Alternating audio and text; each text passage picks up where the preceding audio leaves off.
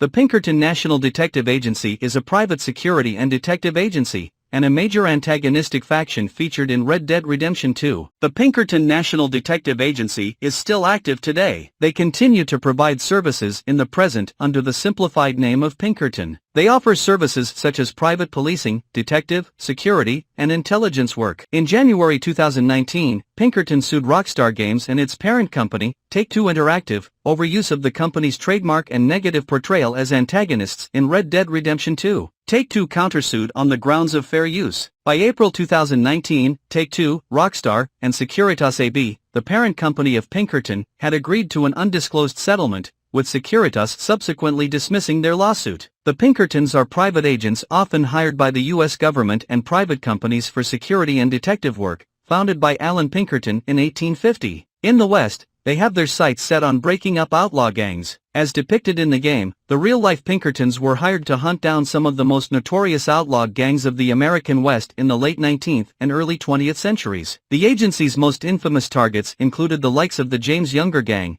including Jesse James, the Reno Gang, and Butch Cassidy's Wild Bunch.